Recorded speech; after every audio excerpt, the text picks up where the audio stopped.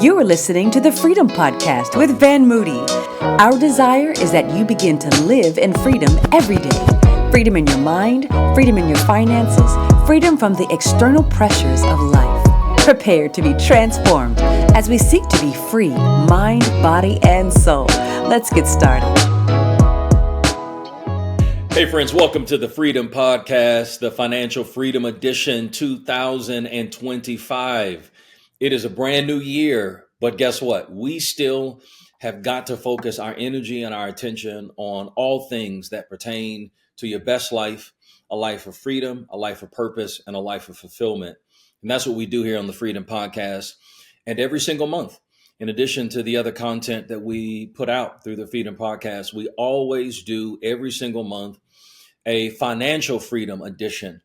And I am once again blessed because my brother from another mother, all the way from LA, the financial maven himself, my co-host with the most, George B. Thompson, is with us. Happy New Year, George. Hey, we made it. All right, family. Well, listen, it's a brand new year, and it's time for us to jump into some amazing content and wisdom that I think will help you to make 2025 your best year yet. So here's the question. What if this year, yes, this year, what if this new year, 2025, could be your most financially empowered year yet? What if it could be your greatest year financially? That is absolutely possible. I know it's possible because in Jeremiah 29:11, God is very clear. It says that he has plans for us, plans to prosper us, not harm us, plans to give us a hope and a future, which means that God is up to good concerning you. But it's interesting because God speaks this word through the prophet Jeremiah to the nation of Israel when they are in Babylonian captivity, which means their circumstances don't match the prophetic word that God says. And some of you may be listening to this podcast or watching this podcast and say, well, yeah, that sounds like me because I want this to be my best year financially, but I'm not there yet. Well, guess what?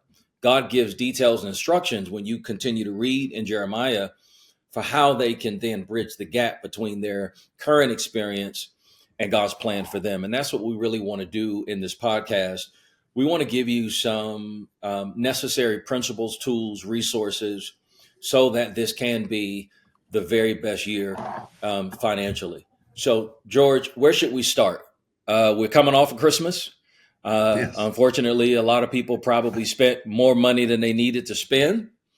And so what do you think, George, is the best thing for us to start with as we talk about starting the year off right and doing the very best in terms of following financial principles?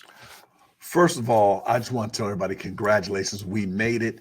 And let's just look at where we're at right now. Yeah. So I don't just say Christmas, but I actually started off at Thanksgiving. Oh, yeah. You know, I went Thanksgiving. We traveled this year, went Right. to Kansas City, had a great time. But you understand there was airfare, rental cars, Yeah. different things like this. Oh, yeah. That's an expense. So look at their expenses and how you ended the year, and then look at what level you're at. As you remember, everyone's at one of 5 levels. One, struggling and sinking. That means the inability to pay your current bills. Steady means you have just enough to pay your bills. If something snap, crackles, or pops, you fall down to struggling. Then you got solid. That means you're doing pretty well, putting in your 401k, different things like that, and taking a 1-week vacation. And then surplus is extra money. Highest level is service.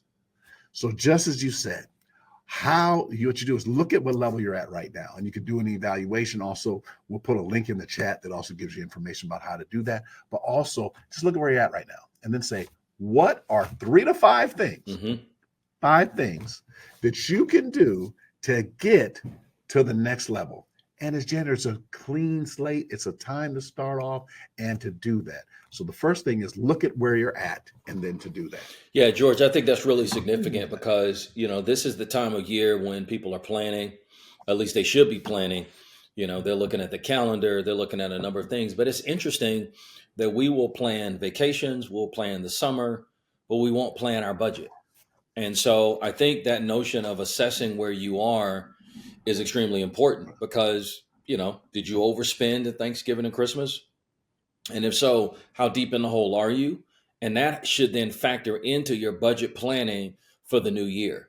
How much money Right. do you want to save this year? Set a goal for that, right? How much money do you Right. want to set aside and put in your 401k or 403b? You should set a goal, but your goal should be tethered to Right. realistically where you are. And so I think assessing that financial level is so important. And I know that this is kind of tied to the first step after assessing that level is we got to set financial goals. So I see you jumping at the bit. Right. Walk us through, George, the best way to do that. Exactly. Right. But you actually just said it. So the first thing is Yep. we look at where we're at. Yep. And then after that, then we start casting that vision of setting our goals. Mm-hmm. If you remember when Moses was taking people to the promised land, took 40 years. Mm-hmm. Do you know if they would have walked from point A to point B, you know how long it would have taken? 11 days. Mm-hmm. And that was without cars. So you understand that we want to set our goals and then look at them. So we want to set short-term goals. That means things that you want to achieve this year, and then we're going to go over them in this area. Then you also want to set medium. That's 2 to 5 years. And he said, why did I say 2 to 5? Well, and then also we'll probably do something deeper on this, as a matter of fact, later on in the year. But 2 to 5 means if you're aggressive with the goals, you can get them done quicker. Mm-hmm. If you say, hey, I'm just going to save $100 a month, then okay, that may take a little bit longer. Or it depends on the velocity in which you want to do it. And then you want to have long-term goals, like in different areas. Like, hey, when I'm retired, when I want to do this, when I want to do different areas. So you want to set clear goals that are short, medium, and long-term goals. And you actually want to set those. And then you already alluded to number 3, which is have a budget. Well, and the other thing before we get into number 3. Yeah, before we get into the notion of the budget, I think one of the things that's really important, George, and we harp on this. In fact, this past Sunday, I referenced this in the message about getting your family involved. So when we start talking about setting clear financial goals, I think you have to make sure that your family's involved. Don't set these goals in isolation. Don't be over in a silo and say, these are the goals for me.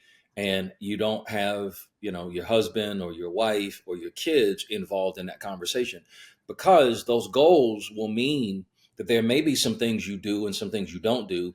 And you need to make sure that everybody in your household. Now, if you're single, then you got the luxury of only thinking about yourself. But if you have a family, you need to make sure that everybody is involved in those goal settings, because often what happens is we set goals, but we don't include everybody in our family. And that's one of the biggest reasons why we're not on the same page and we ultimately don't hit those goals. So for an example, if you have a savings goal, but then you're married and your spouse is not aware, then they're just spending frivolously or spending without at least being aware of the goals, and you're never going to reach that goal. Or, if your kids have expectations that this summer we're going to do X, well, how do your goals factor into that? And will that happen, or will it hinder that? So you need to make sure you have those kitchen table conversations with the entire family so that everybody is on the same page as it relates to those goals. So let's get to the next one. We got to create a realistic budget. That's very true. Right when you were saying that, we always... Right. But I want to say one other thing about that is that's why, and then you alluded your message on something. Whenever I greet people and say, I always say family, because your family can actually help you get to that area. Yep. A lot of times with married couples, it's like you're sitting on a fence. And if one person is really good at saving and doing everything like this, there's a fence, and you can fall on the prosperity side or you can fall on the debt side. If the other person is just pulling it down the other way, it'll pull you on one side or pull you on the other.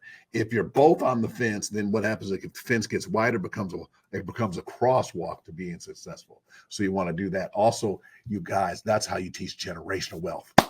We're going to have some move, but now I know what we're going to do next time too. Generational wealth is teaching your kids that. Absolutely. Right now I'm talking about our summer vacation with our kids. So I'm like, hey, what are you going to do? And my daughter's already talking about what pop-up shop she's going to do and what she's going to do to be able to pay for what she wants to do and doing this. So get the family involved in that area. That's awesome. And then also people that are, even if you are single, we still need to talk about going up and down, meaning like your parents. Yep. We also got to set goals with them as well. That sounds good. Estate planning. All right. So number three. That's one. Number 3. Yeah. We got to create a realistic budget.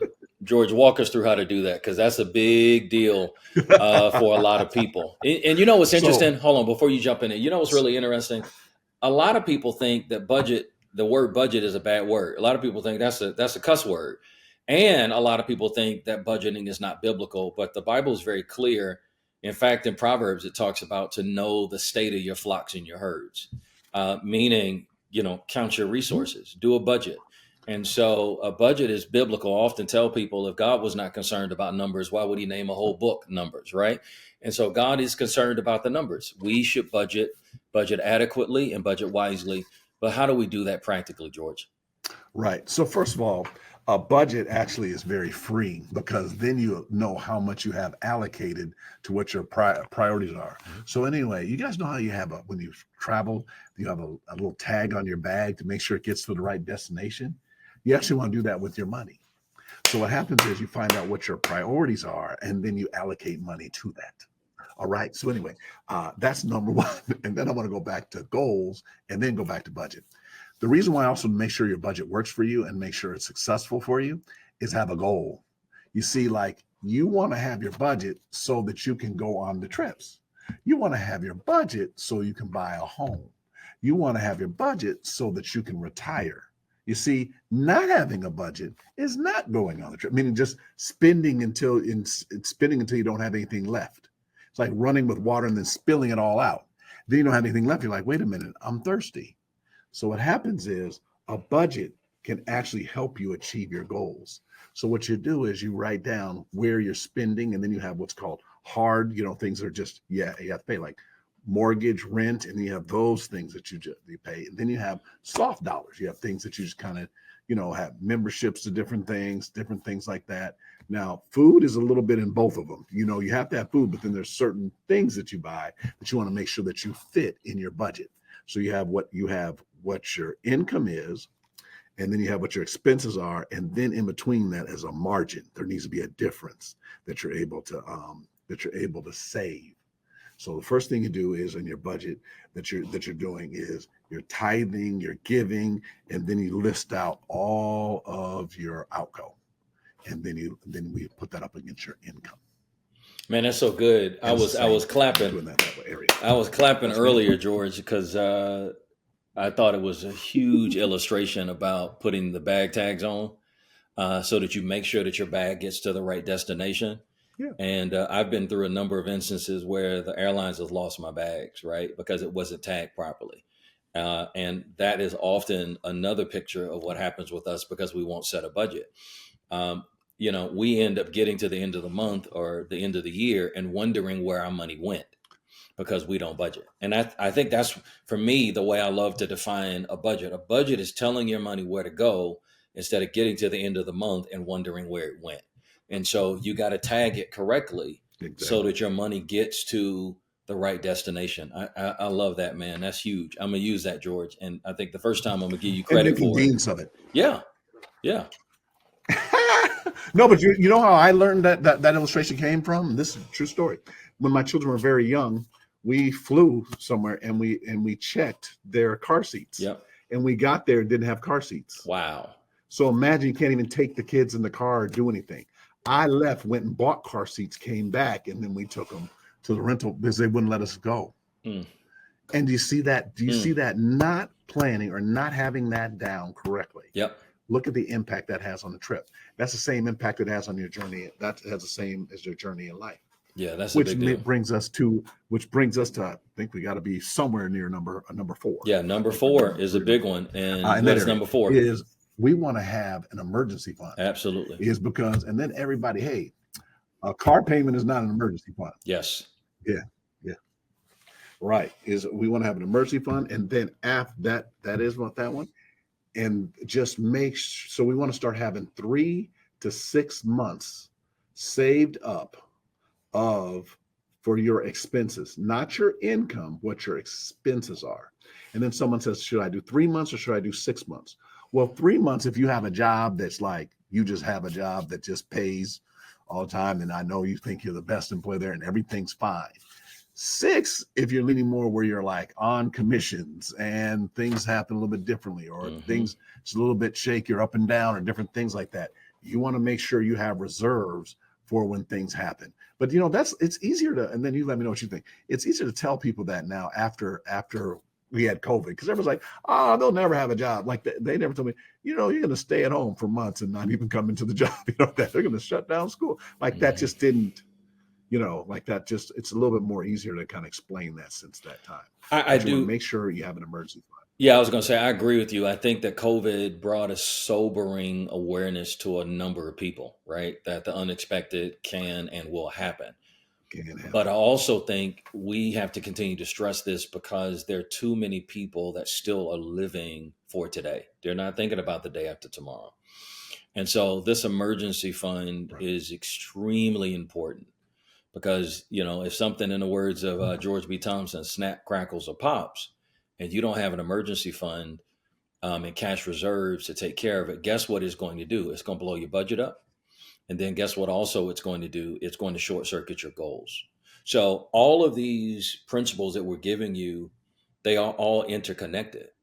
And so if you have that emergency fund, you got your budget and you got your goals, then you're good, because when the unexpected happens, you can still stay on track.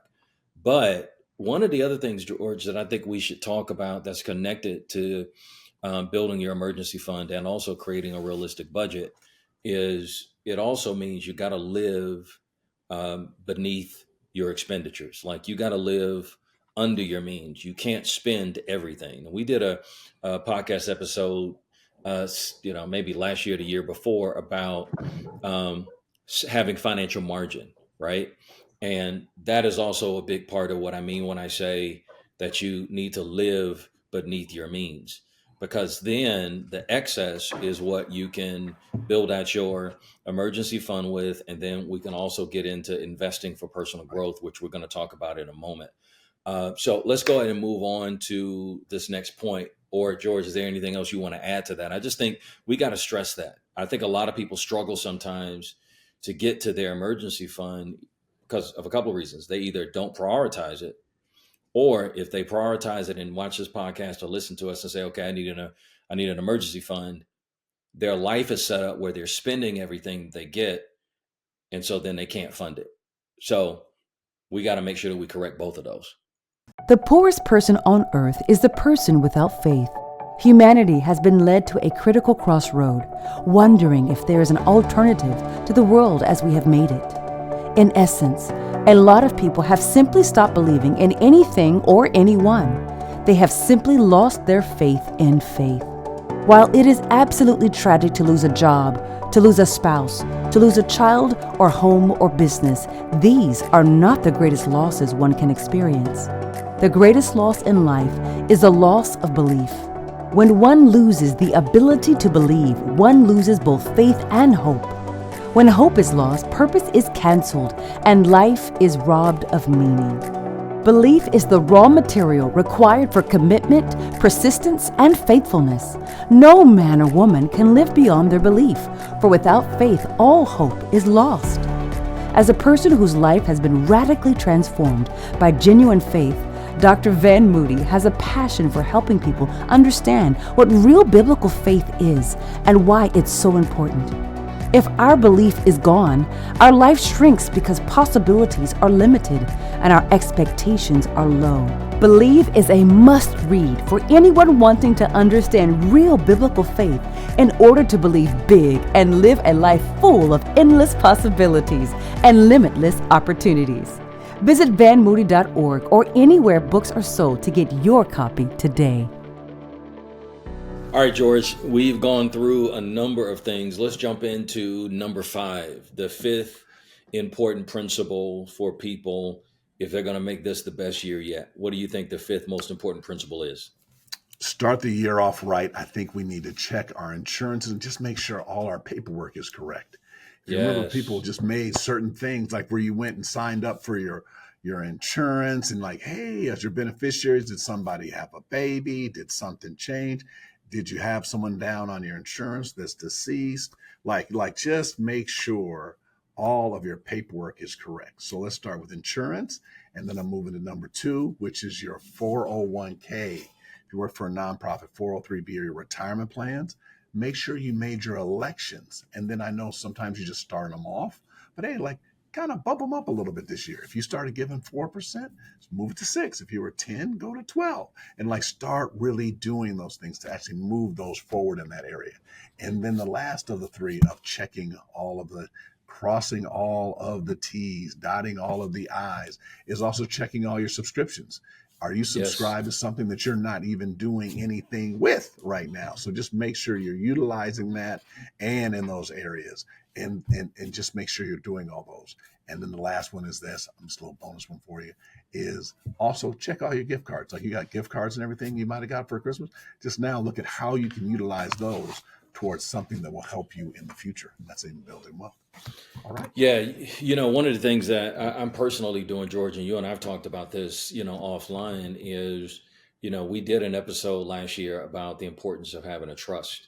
And so, one of the things that I'm doing now is making sure that all of our insurances, that we update our beneficiaries so that the beneficiary is now the trust. And so that's just a small example of why making sure that you make those adjustments, because life happens. And a lot of times, we just keep rolling on and never go back and check and make sure that all of that stuff is updated adequately.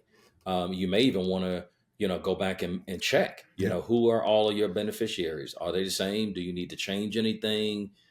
Those things are really, really important to make sure that you've done that. So I really appreciate that we're talking about that, George, because that's a big deal. And Dr. Van, something that you said earlier is you said family. Go back and check everything, not only just you, everybody. Go up a level, then go over a little bit too. Check your parents. Make sure their trust, everything is updated correctly in those things. Also, your brothers, sisters, and your children. Make sure all of everyone's paperwork is all done properly. And just check and just ask.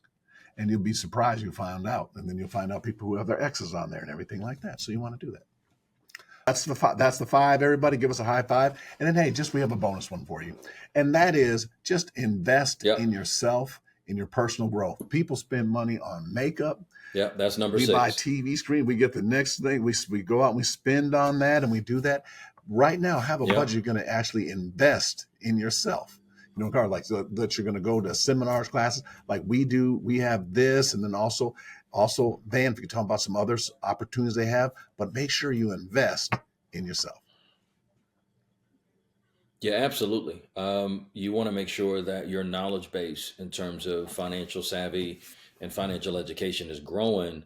And that's also a very critical way to grow not only your own wealth, but, to make sure that you're growing the right way. It's amazing. We invest in so many other things, but we don't invest in ourselves. And so for 2025, you got to make yourself a priority. There are lots of, incredible opportunities that we can take advantage of, but a lot of times we don't because we're not aware of them. So those are 6 critical things.